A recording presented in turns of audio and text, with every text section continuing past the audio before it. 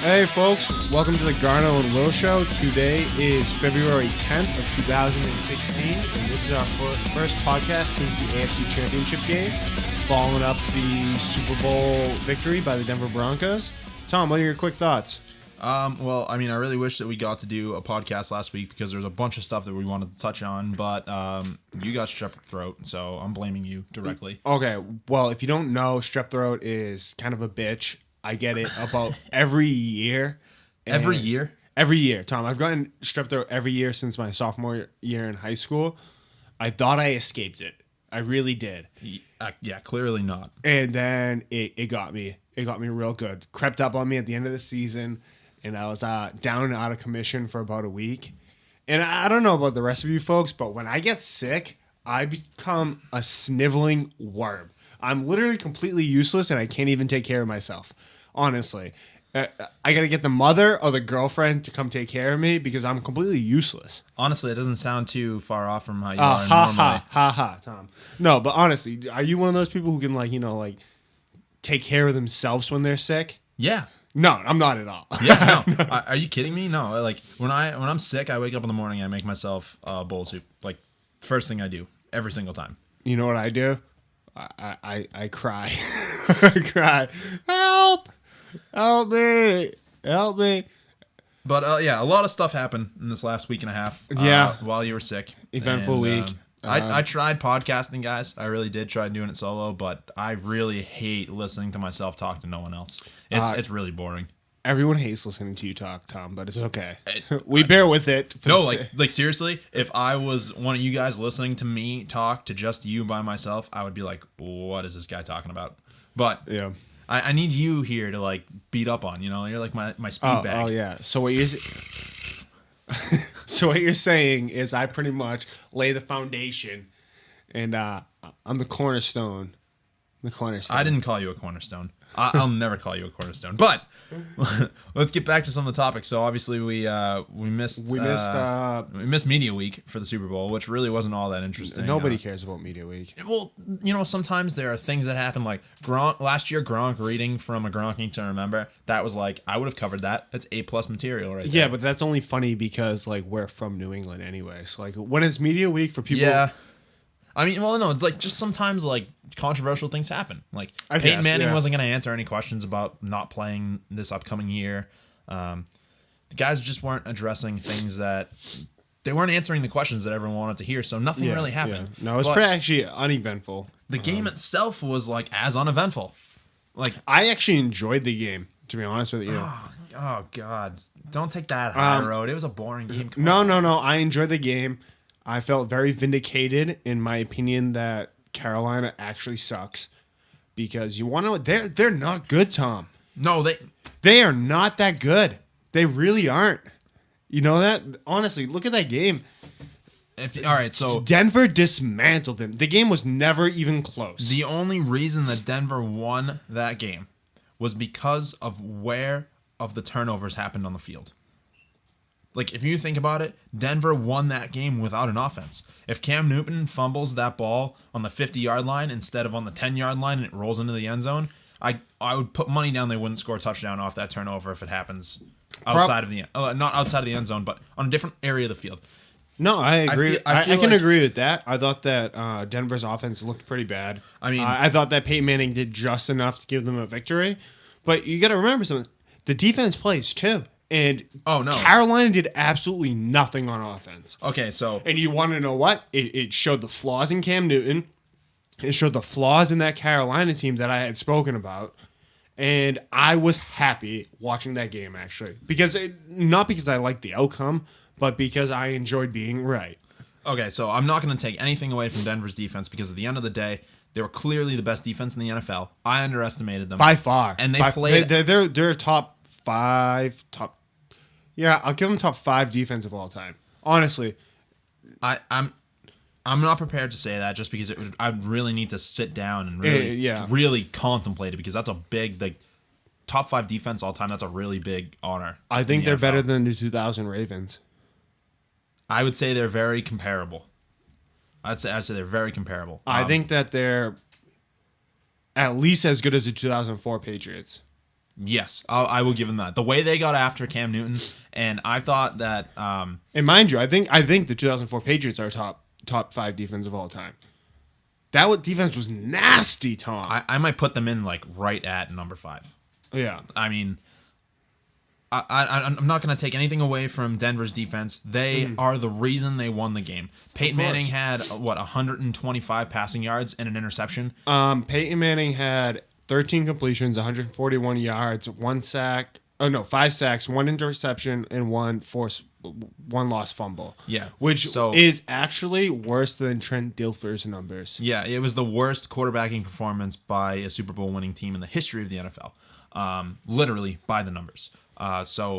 But you want to know what? He did make some throws that led to points. And I'll give him that. You know, he made some of the throws he had to. He definitely didn't take over the game. He definitely wasn't the Peyton Manning of old. And I'm pretty sure he's done. But he did not cost them the game, which is all you wanted out of him. He came really close to costing them the game, though. No, I disagree. But listen, if their defense doesn't play out of their mind and single-handedly win that game for them, they lose that game. That is the difference. Oh, of course, yeah. If Peyton Manning loses a fumble and throws an interception, Carolina realistically probably should have beat them. But it was because of where the turnovers happened on the field that they were able to convert. They had a defensive touchdown, and they had another turnover with the strip sack at the end of the game where the play happens on, the 5-yard line? That's twice backed up inside their own 10, Carolina turns the ball over. Exactly. That's almost more on Carolina. Carolina played horrible. Cam Newton played horrible, and it really looks like Cam Newton's not ready for the moment. And that surprises me because I had given him some credit. You know, I thought he turned the corner. I thought he matured. And really watching that game and watching what he said after that game, I felt sad for him, honestly, because he doesn't get it. He's not the type of player who I wanted him to be. And the reason why I didn't like him coming out of college, he's selfish. He's not a leader, and he's not ready for that moment. Glad you brought up because people were really harping on the guy for pretty much just dismissing just about everything. He really didn't want to say too much of anything to anybody. He acted like a baby. Well, but listen, he came out, he gave the media their money quote. He said that they lost the game, that he felt very responsible for the loss. But if I lose the Super Bowl and you stick a bunch of people in front of me with cameras and microphones 5 minutes later, I'm probably going to be an asshole. I'm probably going to do that, especially if I'm a younger guy, especially if I've got that kind of personality. And it almost felt like the media was chomping at the bit to get something out of him at the end of the game, and he didn't give them that satisfaction, so they painted him this villain. I don't really have such a huge problem with it because if there's going to be one game where you walk away from the media before your obligation is up, losing the Super Bowl might be the only time that's acceptable. I don't like it. I don't like it, but I understand it. I mean, when he was questioned about why didn't he go after that fumble, he was like, "Oh, I didn't want to get hurt." Come on. Yeah, it's the Super Bowl. You have one game to be a champion. One. Yeah, and I don't care who you are. I don't care how good you think you are. I don't care what you think your career is going to be. Go after that ball. Honestly, when you don't go after that ball, you lose all credibility as a leader. You lose all credibility as a man. That's what I think. And see, my big thing about it was if you make that decision on the field, to give in. And I wish that he would have done the opposite. That's not to say that he would even come up with the ball. No, but you give it an effort. No, and I understand that, and hear me out here. I have a bigger issue with him going to the media and telling them that. Why do you go to the media and say that? Why do you say, "Oh, I didn't go for it because I was afraid of getting hurt"? Afraid of getting hurt? You're in the Super Bowl. If you want to make that, first of all, he's bigger than most offensive linemen. The guy's huge. I know. Who's gonna hurt you? DeMarcus Ware. There was a pretty precarious pile. Starting. I don't care. You go after that. I don't care who. Do you think Tom Brady would have went after that? Well, yeah, but you're talking about the greatest quarterback of all time. Yeah. I mean, come on. And Tom Brady's really physically nothing close to Cam Newton. No, not at all. And I think. Tom Brady's also old as shit. He would have dove right in after that. Looking at the play, you could have made the case that he thought the ball was going to get bobbled out or something, and that's even a really flimsy case to make. But when you go to the press conference and you remove all doubt and you flat out say that you didn't want to get hurt, Don't do that, man. Honestly, you just look so bad in front of the rest of Honestly. your team and the whole league. How pissed off do you think Thomas Davis is? He's playing with a broken arm, and his arm's going to look like a Frankenstein monster for the rest of his life because he wanted to play in the game, but Cam Newton won't dive for a fumble because he doesn't want to get hurt. Honestly, and that's what separates Tom Brady from a lot of quarterbacks is Tom Brady wants to win more than anything else in the world. Well, unless you have that same kind of passion or desire, you're never gonna reach an echelon even approaching it. People like Cam Newton are all egotistical. They care about their selfish stats. They care about their own accolades, and that's why he didn't win the game. I think that if he was more of a team player and he was less selfish and that team was more like battle tested and had a stronger leader, I think they could have won. I don't think that's a fair criticism. I do. Just because I think you're talking about I think the issue that you're touching on here is football instinct, where Tom Brady has perfect football instincts. That ball hits the ground and he's on top of it as quickly as possible. Cam Newton hesitates for a split second because he's still kind of a young guy. He's still figuring his stuff out. But hold on. I'm not trying to make excuses for him. If that was let me say, if that was Ben Roethlisberger, does Ben Roethlisberger die for that ball? I think 90% of quarterbacks in the NFL die for that ball. So why doesn't Cam Newton? I think he got spooked. I don't think he gets it. I think he got spooked in the moment. I think he cared more about winning than probably just about anyone else on that field. I disagree. I wholeheartedly disagree. I think Cam Newton got his regular season MVP and was happy. That's what I think. I don't think that's a fair thing. I think he would have liked to win. I don't think that's a fair thing to say about any player in the NFL, that they don't care about winning the Super Bowl, that they only care about their MVP and their personal stats, because I think he cares more about his MVP and his personal stats. Otherwise, why didn't he give it everything? Did you watch that game and you felt like Cam Newton gave it everything he had? Because I didn't at all. I don't think he made in the first quarter. He looked a little rattled. He overthrew two different receivers on the same drive. And I'm not even talking about composure or being rattled. I'm talking about how hard do you think he tried? I think he tried his hardest, man. Come on. If he tried his hardest, he dives for that ball. You're talking about one play in a game where he's trying to drive down the field. Well, it's a pivotal play. And he didn't even have a clear line at the ball. It was there on the ground for a split second, like literally a fraction of a second. You see it in slow-mo and it looks terrible because it takes a full second to develop. In real time, though, he sees the ball and he already sees DeMarcus Ware basically on top of it. And it happens in a split second. I'm pretty sure Cam Newton's bigger than DeMarcus Ware, and he could get the ball out of his hands. I feel like I'm arguing with a brick wall here, because what I was trying to say all along is that as far as your criticisms of him as a leader, he's been one of the better leaders in the NFL all year. That team was not supposed to be in the Super Bowl any means. It's pretty easy to be a leader when you don't face adversity. What do you mean? That team faced no adversity. They lost their top receiver in training camp. Oh, come on. They lost Calvin Benjamin in training camp and then almost went on an undefeated season. Made the Super Bowl, and now the guy's a terrible leader because he didn't dive on a ball. I think he should have done it too, but I don't think it takes away everything he did all season and that now he's a wussy and doesn't care about winning the Super Bowl. I think that's ludicrous. Outside of the injury to Calvin Benjamin, what adversity did that team have? They won almost every single game, -1. So you're going to hold that against them? I think that it doesn't give him any credit towards being a leader. What do you mean? They won every game. That's talent. That's not leadership. He's the quarterback of the team. He leads the offense. He's the one making the calls in the huddle. He's the one delivering the ball. So if I come to you and I repeat what the coach says, does that make me a leader? No. If you get me to buy into it and we win 15 games in the regular season, yeah, it makes you a leader. I disagree. When you score a touchdown and you've got the entire bench dancing on the sideline because they're believing you as a player and you've got them all hyped up and ready to go and you're murdering teams, absolutely that makes you a leader. No, you know what makes you a leader is when you come back from a bad string of games. They didn't have to. And you can't hold that against them. I can hold that against him, his quality as a leader. You can't hold the fact that they went 15-1 in the regular season against his qualities as a leader. Yes, I can. It doesn't do anything for him being a leader, though. It doesn't take away from him being a leader, but it does not build him as a leader. Do you understand the difference? Him having a cupcake schedule into the Super Bowl does not propel him as a leader at all. what honestly, I hate to bring him up, but Peyton Manning was shown to be a leader.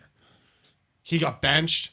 He came back. He rallied his team, and his team played for him. That's leadership qualities. That was a team that was on the brink of, honestly, looking like they could miss the playoffs.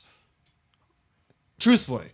Peyton Manning has the benefit of having one of the best, or the best defense in the league on the opposite side of the ball to bail him out at any given moment. Of course. And also, if you want to go back, I think Peyton Manning being a leader now is more about his regular season stats over the previous, like every other year but this year of his professional career.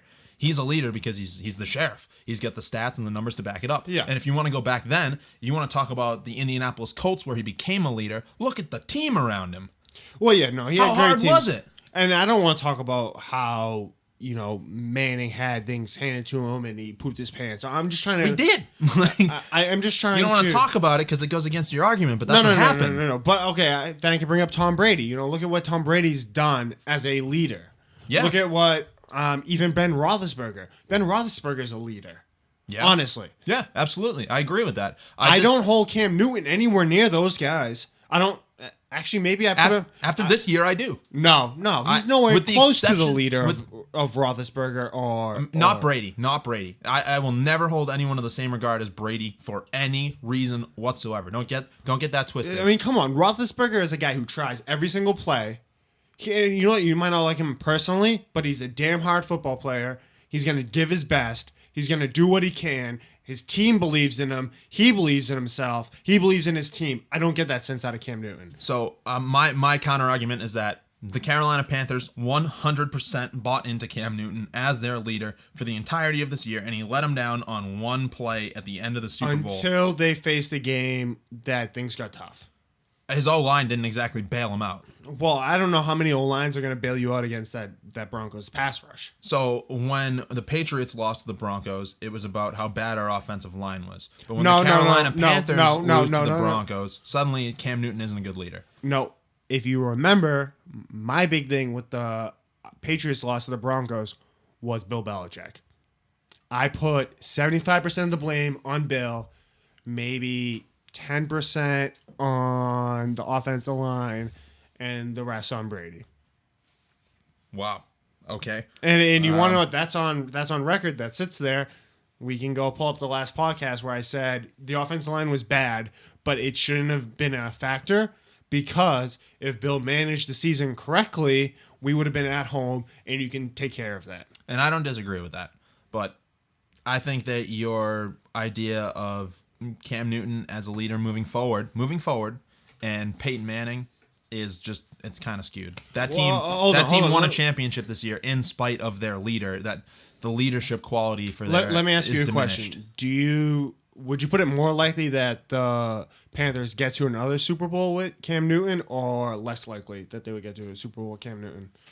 I mean, I think it's pretty likely that they're a contender next year. I don't think they're going to get to another Super Bowl.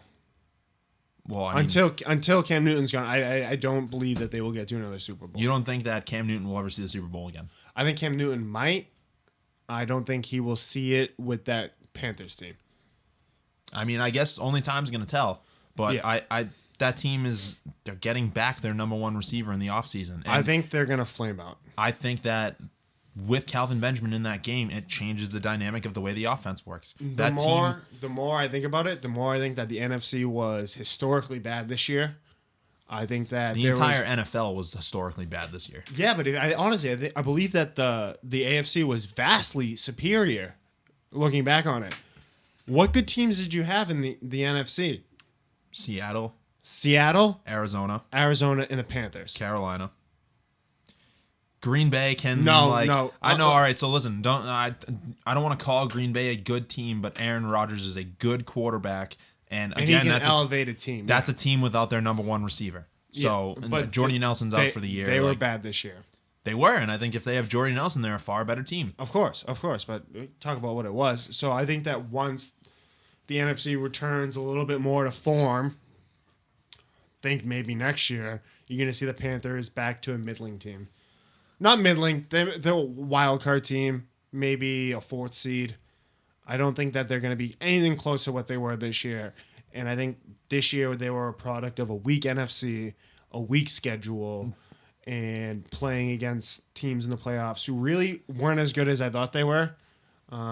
Seahawks, I hope, get better next year because they were pretty bad this year. They've really got 1 year left to really make a really good Huge push at a push. Super Bowl because pretty much half of their defense's contracts are all coming up in that span. Yep, I agree completely. Speaking of another team that I think can make a push, a little bit of a change of gears, the Celtics, Tom. Have you been watching much Celtics? Yeah, and honestly, I've come around on them. It's hard not to when they won 9 of their last 10. Yeah, they went 9-2, so 9 out of 11. And just a crazy buzzer beater win over the Cavaliers in Cleveland. Oh, what a game! Nothing What better. a game! Nothing better than ripping LeBron James's heart out on his home court. That was great to watch. Honestly, that team is showing grit. That team is showing heart. They're showing consistency, which is what I asked Exactly. of. Which is what I Exactly. asked of them going back a month and a half ago, where they fell into this rut where they love to lose to bad teams. Exactly. And it was they would show up and they played Golden State really well very early in the year, and then it was like they lost to Chicago, LA. Didn't they almost lose a game to the Sixers or something like that?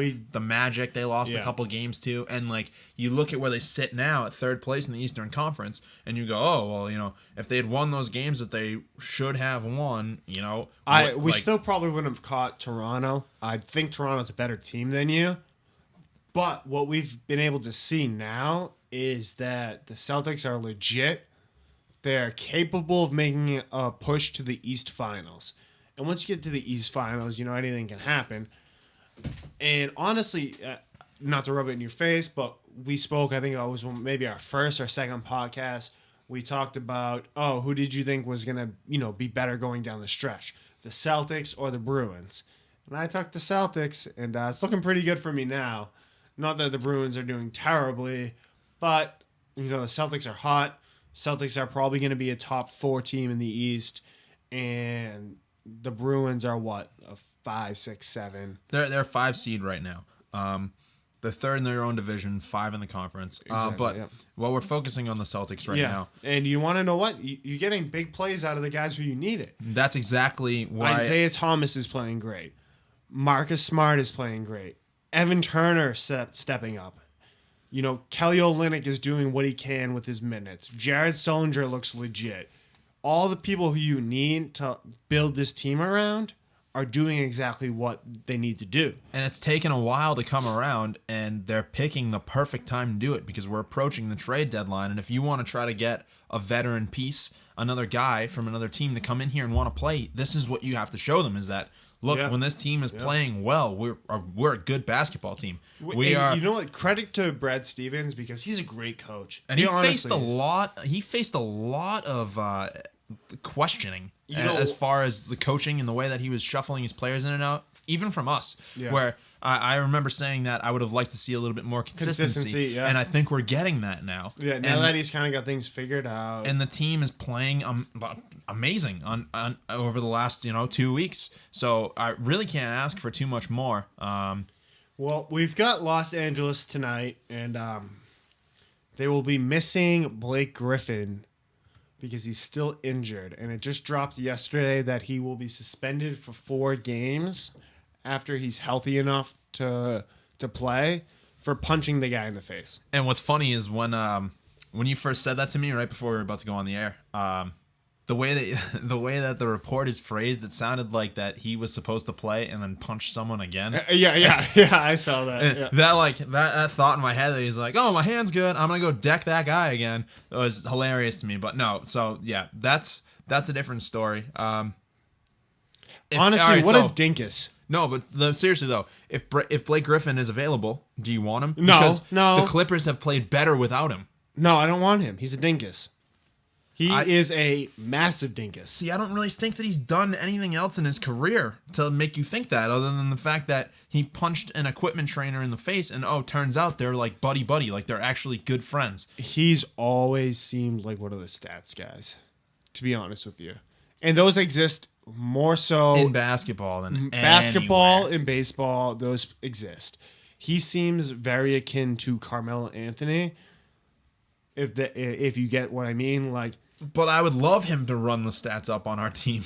Yeah, I felt like we needed to win battles in the paint with a power guy for like all season, and we've been doing it recently with guys like Isaiah Thomas and Marcus Smart just driving into the basket and making a pass to. Or just taking the lay-in one way or the other. But to have a power guy in there, that's the presence we're missing. Let me ask you a question. Do you think that Blake Griffin will ever win a championship? I think at some point. I don't. And that's why I don't want him. Well, I don't think he's a championship caliber player. I don't think he's that type of guy. I really think he's one of those guys that needs to be set up well. And I think that the Celtics have that type of team to set a guy like a Blake Griffin up well to play well. I don't think that he's talented enough to bring in his issues, which he clearly has issues now. Maybe he just... I think that's an isolated incident. I really do. I don't know. Doc usually has pretty good control over his players.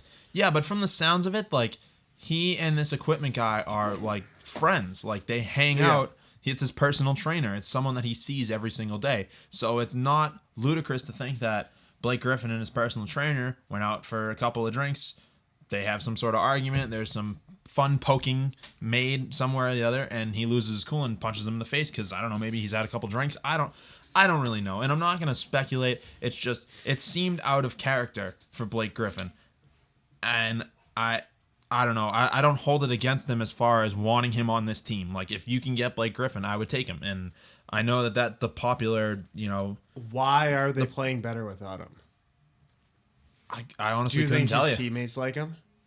I can't crawl in their heads. Usually when I see a team that they play better without one of their stars, it makes me think, well, the teammates don't like him.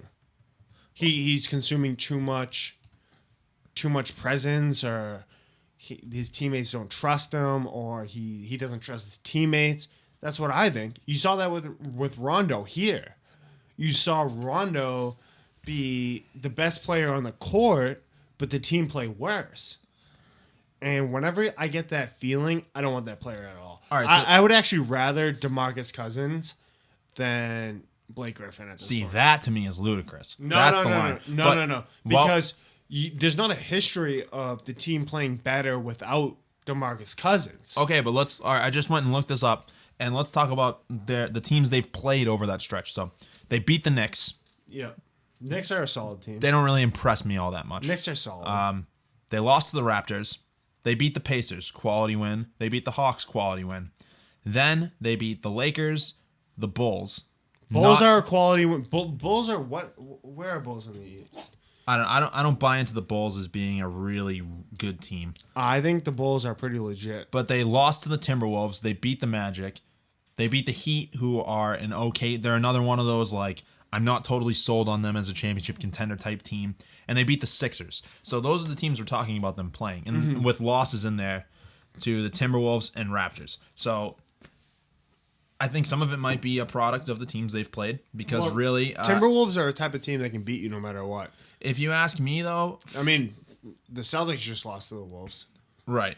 Well, how many teams did I just rattle? How many games did I just rattle off? 3, 4, 5. So in those 10 games... Of those 10 games, I feel like they should have beaten... They're 8-2. I feel like they should have beaten about...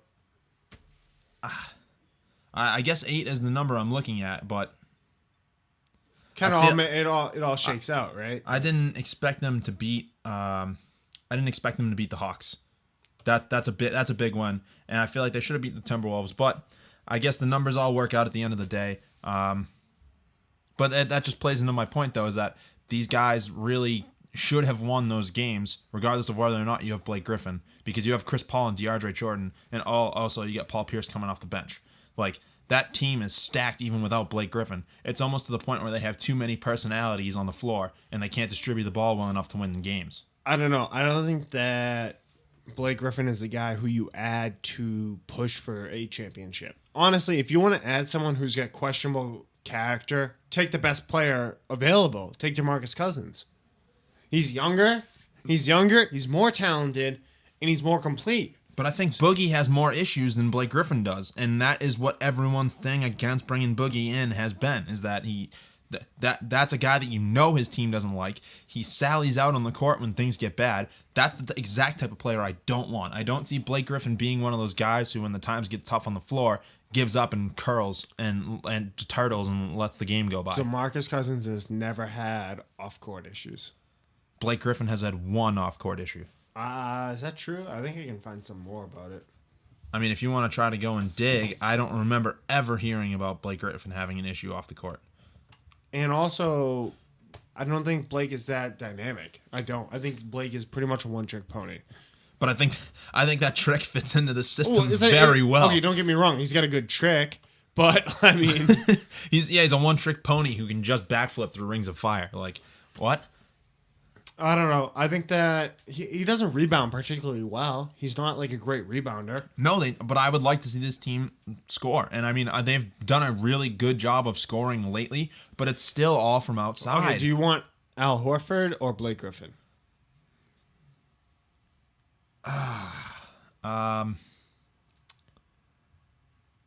You know what? To me, they're almost the same thing.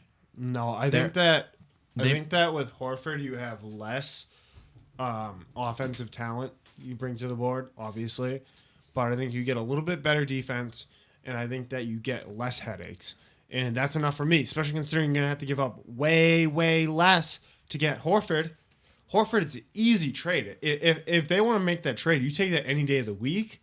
And you want to know what? I think that if you make that trade, you're 100% guaranteed to be in the East Finals, barring injury. Okay, so a couple of different things because you just let a lot out there. I like Horford. I would love to have him on the team, but I feel like if you go get Horford, you need another guy. Because he's not the guy who's going to win you a championship, right? But I'm not even talking. He's the type of guy who you can be now like, hey, look at this team. We made the East Finals. Hey, Kevin, why don't you come back over from OKC? Now that we have this almost complete team and you can be our guy. Dude, Kevin Durant is not going to come to Boston. I'm using Kevin Durant as an example. You know, he's the type of guy who you can lure in, the big guy. You know, he's your second max contract. And look, I like Al Horford. I really, really do. And I think he would be a great fit for this team. And honestly, I think even if he doesn't want to stay here, you can do a sign and trade and pull something else in. Right. I think that if you get Blake Griffin on this team, that is what brings in another guy to come play here. More so than Al Horford. And that's why I like Blake Griffin a little bit more, and because he's more of an offensive power than defensive power. You have to give up a lot less for Horford. A lot less. I'm not saying that I don't like the idea of bringing Horford in. It's just... So if you had to take one, you would take Griffin? I guess it really depends on what the Clippers want back. That's really what it comes down to for me. Clippers would want the Brooklyn pick. So and I'm not willing to move the Brooklyn pick. I think people have really overvalued that Brooklyn pick. Brooklyn pick is going to turn out to be the third pick in the league. No, it's not. Not necessarily. You can't guarantee that. It could fall as low as 8. If you hold on to the Brooklyn pick and you get the 8th pick in the draft, it's the 4th pick right now. No, it's not, dude. It's a lottery system. Okay, but it's the 4th highest percent, whatever. It's still only a 15% chance at getting the number 1 pick. Yeah, and getting, which is essentially it's a 15% chance of getting Ben Simmons. If you get Ben Simmons, you're going to a championship within the next 3 years. That's not even guaranteed though. Like Ben Simmons is a bad man, and I guarantee you he will be in he will be in the NBA Finals within 3 years of him being in the league, and I'll book that right now. I will book that. I will make that bet. I'll bet you a case of Sam Adams. All right, so when I remember this in 3 years, yes, NBA Finals 3 years from now, you guys heard it here first. Ben Simmons will be in an NBA Finals within 3 years of him being in the league. He's that good. He's LeBron Jr. He's filthy, Tom. He's good. He's very good. But there's just there have been so many guys who looked fantastic in college that come out and nothing happens. Yeah, there's been a lot of guys who have flamed out, who got stuck on bad teams. But I'm telling you, the way he plays is different. There's been a lot of good jump shooters or whatever, wing guys. Ben Simmons is LeBron. He's the same type of player as LeBron. Do you remember when LeBron came into the league? He dominated immediately. Yeah, he also came straight out of high school. So Ben Simmons can be in the league in college for 1 year. And no, I'm not holding that against him. I'm just saying that, like, there's still, like, it's not a guarantee. So the Brooklyn pick is not a guarantee at the number 1 pick. And even if you get the number 1 pick, Ben Simmons is not a guarantee. I will say I'm very big on Ben Simmons. I think he is going to be a good player, but there is that aspect of it where you don't know for a fact what you're getting. You never know for a fact what you're getting when you go into the draft. If you move the pick for Blake Griffin, you're getting Blake Griffin. That is a guy. That's a tangible set of numbers, basically. You in basketball, you can see what you're getting depending on the player. You know what you're getting in players who are physically dominant. Ben Simmons has like the same body structure as LeBron. He's got the same height as LeBron. He's 6'10", 250. The guy's a train, Tom. He's 19 years old and he's 6'10", 250. By the time he's 24 years old, he's going to be like 260, 275. He's LeBron. He's the closest thing to LeBron since LeBron. I mean, I'm not... And you want to know what? You don't know what kind of character he has. I agree that LeBron's got some character issues. There's a lot of question marks is all I'm trying to say. He looks like a fantastic player, and I agree with a lot of what you're saying. It's just, it's question marks. And what you have is so valuable right now in the moment, and you're talking about a 15% chance at getting a guy who might be the next LeBron. And it's like... I will take a 15% chance at a guy who might be the next LeBron over Blake Griffin, because I don't think Blake Griffin's a winner. But what if you can bring Blake Griffin in and then move him, or use Blake Griffin to lure someone else who is... You have a better chance of signing, trading Horford than you have bringing Griffin in and then moving Griffin for another piece. What if you can have them both? What if you can't? Impossible. We don't have enough assets, and Ainge isn't gonna sell his entire draft. I don't know. Ainge finds ways to surprise me every year. All I'm saying is that you have better targets out there than Blake Griffin. You don't need Blake Griffin.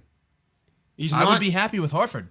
And I've said that I'd be multiple happier times with Horford. now. You know, I don't want Griffin. And I know that I'm usually the guy who poo-poos trades and says, no, I don't want that guy. No, I don't want that guy.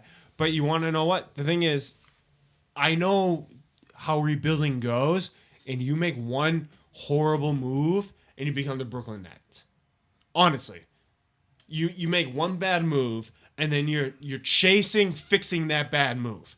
I'd rather sit on what we have, sit on the assets that we have, and wait for something that we're like, that's the right move, instead of taking a gamble. And I'm not even entirely sold that the Brooklyn pick is worth Blake Griffin, but that would make the move happen tomorrow if we wanted it to. You know, so I've kind of just taken that at face value. The idea that Blake Griffin might be available, I think, is definitely very interesting. You don't even have to move that much for Horford. What are you going to move? You got to move a Olynyk. You got to move the Mavericks pick. And I think, who's the other guy involved in it? Turner? Either Turner or Bradley. I keep Bradley, so I moved Turner. And you want to know what? I think they wanted David Lee too. So one of the teams was interested in David Lee. Which, fine. Yeah, useless player. So he doesn't get the minutes here. It's like, for what other teams would give you for him. I think that's a contract thing, to be honest with you. Yeah, I think for what other teams would give you for David Lee, move him at any given moment. I don't think he's a bad player. If that's all you have to do to get Horford, why not? He fits your needs. He's not a superstar, but he's good. Well, the way that I look at it... And does Horford need to be your superstar? No, he doesn't. He doesn't need to be your superstar. No. And the way that I look at it is, if you bring Horford in, you still need that superstar. And if it's really that simple for this deal to be done, Danny Ainge is a lot smarter than you and I. If it was really that easy, it would already be done. Of course. But, you know, all I'm saying is, if you got to give up some assets right now for this trading deadline, and you're trying to make up your mind between Horford or Blake Griffin, choose Horford, because you're not going to win the championship with Blake Griffin anyways. If you've got to give up a lot to get Blake Griffin or a little to get up Horford, and neither one of those outcomes are going to make you a championship team, take the guy who you could retrade, sign and trade him for another piece, or keep him for, you know, a couple more years, if that's the case, and then use him to bring in more guys. I've just got more of an offensive mindset, I guess. And it really is all about the price when it comes to Blake Griffin.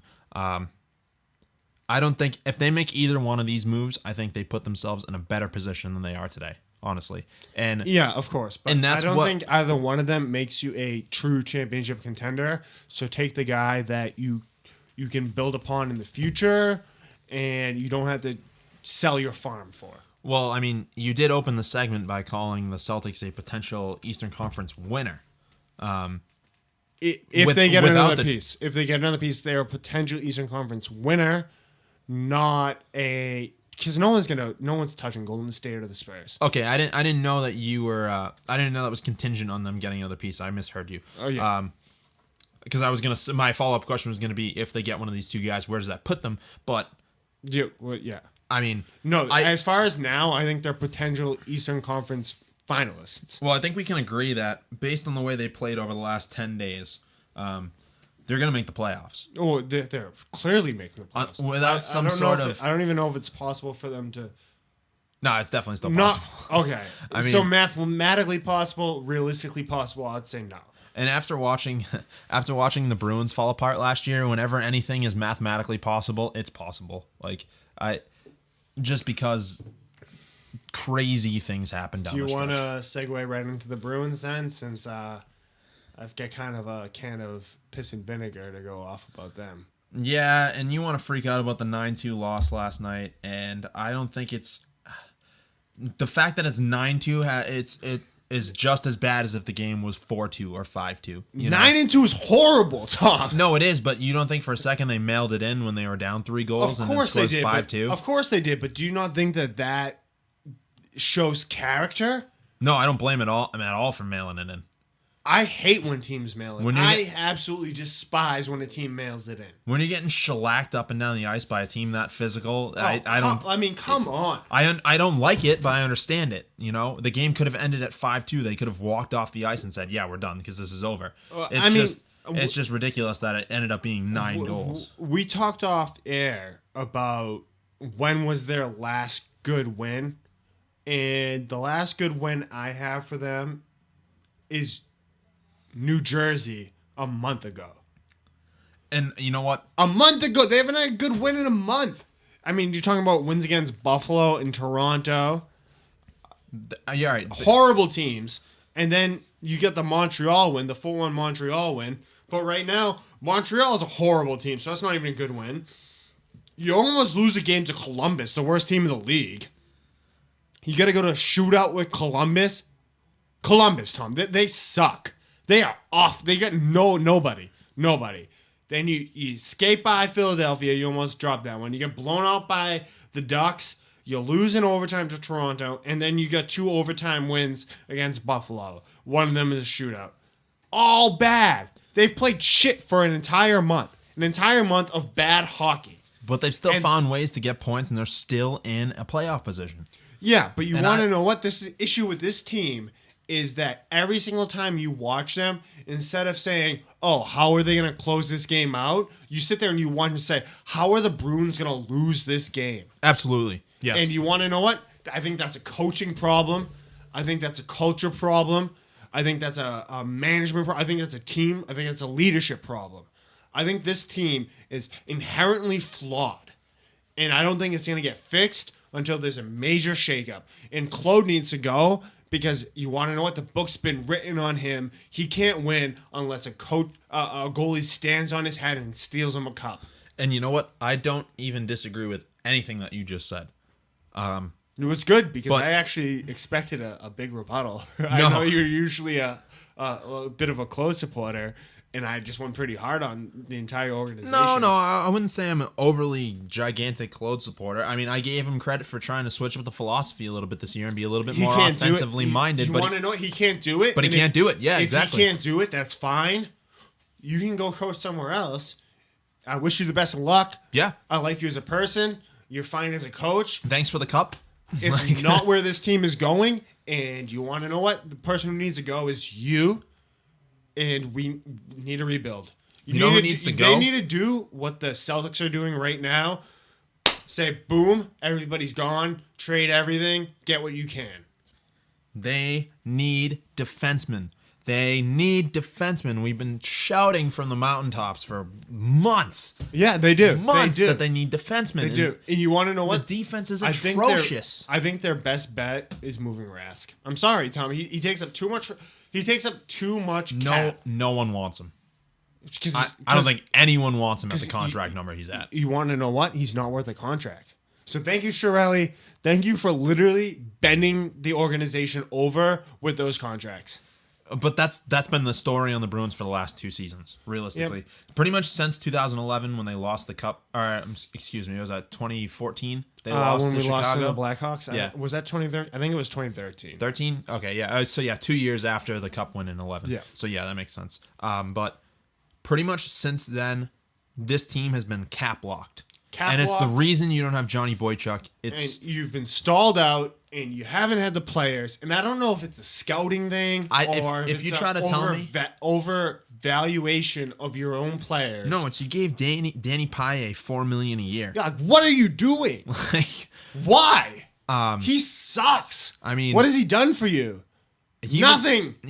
No. Sucks. You move guys like useless. When you move guys like Thornton to make cap room, I understand.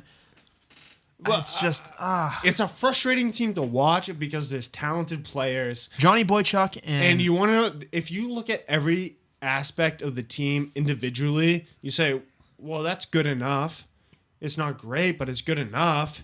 Other than the defense. And then everything comes together. But if you individually look at our players on defense, there's no one who's useless. There's no Sure, there is. Oh, I mean, Kevin Miller, get out of my face with that. Kevin Miller, Talbot, get out of my face with that. Talbot and Miller are useless.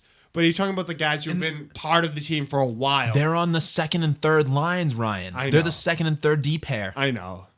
That's pretty bad. That's awful. It's terrible. But you talk about Chara. We had Johnny Boychuk. You talk about Krug. You got if you look at a number of players on every position, and then you look at the goalie, and then you look at the coach, you're like, why does this team suck? You can't figure it out. The philosophy does not match your players. You're building towards one thing and trying to keep it another thing. If you want to have an offensive team, bunch of Tony Krugs. You don't need Chara. You don't need Talbot. You don't need Miller. Bunch of players like Krug. So they're locked into Chara, which I understand because and you know what? No one has any use for him. I've been saying for how long to trade Chara? Probably about 2 years now. Yeah, and you want to know when we should have traded him? Probably about 2 years ago. Yeah, exactly. If there's one thing that I can call, it's when to get rid of a player because I can see, dude, this guy's going to be real bad. He's going to be real bad in a year or two. He's got to go. He's got to go before you can't move him. Chara still being on the Bruins is partially because of his play and also in part to the fact that it's his name. Well, no, it's not even that. It's that no one has any use for him in the league. These 2 years ago, that, you could have got a first-round pick for Chara. Fact. I don't know about that. First-round pick, you could have guaranteed. But the teams that are trying to make a push have shored themselves up defensively first and are looking for that offensive power. Yep. And it seemed like that's where the Bruins were coming into the 2014 season, and it just hasn't panned out that way for them. I agree. Well, I think that about does it for the Bruins talk, unless there's anything else you want to add. No, we're good. I yelled enough. All right, so head right into a little bit of Red Sox. It's Truckday today. Yes, the official beginning of spring, if you ask me. Oh, spring. There's about 1.5 feet of snow. Yeah, no. We're optimists here at the Garneau and Will Show. Come on. I don't think so. The birds are chirping, sort of. The trucks are going to Fort Myers. I might be the least optimistic ever. Yeah, no, I know you are. And you want to know what I think about Truck Day? Go for it. It sucks. I knew you were going to say that. It sucks. What does Truck Day do for you? It's symbolic, man. Baseball season's right around what, the corner. 3 months from now? Yeah. 3 months from now. So we got to have a day dedicated to the 3-month window where baseball starts. Yeah, man. What's so wrong about being excited for baseball season? Useless. I mean, literally nothing happens other than the gear goes to Fort Myers, but players are going to start reporting in the next week. David Price reported yesterday to Fort Myers. Do you know how much I care? If that doesn't make you happy. Do you know happy, how much I care? I don't. You don't. No. I know you don't. I know you don't because you're a short-sighted dude. You're gonna wait and are you gonna follow them in spring training? Of course. No, you're not. Yes, I do. I follow every off season of every sport. But you want to know what I care about Truckday? Nothing. It's the kickoff. It sucks. It's the kickoff. It's useless. Who cares? Who cares that they packed up a bunch of sweaty jock strings and moved them to Florida?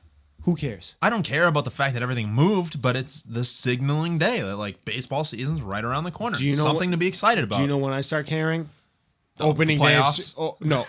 Opening day of spring training. That's when it matters. Are you sure it's not the playoffs? Yes, I'm sure. I'm sure. I care for about like 2 months, and then I care a little bit less for a while, and then I start caring again. Look, this year we have a real reason to be excited about the Red Sox. Do we? They made the single biggest signing of the offseason pretty much. And they fixed pretty much what everyone said that they needed to fix. We had no rotation last year. We had no closer. And the offense was fine for most of the year. They did have their slow spots, but that's baseball. When you play 182 games, it's going to happen. They bring in David Price. You know how I feel about Price. I don't think he's a winner. It's hard to argue. How can you say that when he won the Cy Young? There's a difference between winning the Cy Young and winning a playoff series. Yeah, but when you finish last in the division, like I would like to see them at least win in the regular season first. Well, we'll be steps. We'll be a better team. But yeah, absolutely, and that's something to be excited about. It all depends on, do you think that signing hamstrings you going forward? And you want to know, I feel like we could do a whole entire show. Baseball's monopoly money. I'm not worried about the money they spent. That's not going to happen. Everyone has a budget. Yeah, they have a budget until they want to win. Like, do you think? How many people do you think John Henry can sign before he's like, "Hey guys, I'm all done. I'm all done paying people"? Well, I know that if John Henry cared less about his soccer team and cared more about his baseball team, this team would be a lot better. Going back on deals that they didn't make. I know you don't follow soccer, so I'll just let you know that Liverpool sucks too. I know. I don't like soccer. I don't follow soccer, but I know enough to know that Liverpool sucks too. So it's like bananas to me that he's got one of the most historically relevant baseball teams under his thumb, and they play second fiddle and to soccer and soccer teams. That's one of the most historically relevant soccer teams in the world as well. I just don't get how the Red Sox play second fiddle to Liverpool. But, well, honestly, wait. Do you want to know who makes them more money? Oh, definitely Liverpool. Exactly. So what's the difference? So what do you mean? Why do they play second fiddle? Liverpool is huge. I know. From a numbers standpoint, you know what? Huge. Here's the thing: is I was a Red Sox fan first before I was any other fan in Boston. So to watch the team break the curse was like the greatest thing in the world. So your heart's in baseball, and you just want them to be number one. And it sucks that even from your perspective, it doesn't really matter at all because Liverpool's the one writing the checks. Yeah, and to like, I could care less about soccer, and I will shamelessly say that on the air. You see, I actually like soccer. I'm a huge Bayern Munich fan. If you guys want to talk soccer, you just let me know. Yeah, it's easy. It's easy for you to like one of the best teams in soccer. Hey, I liked them before they won.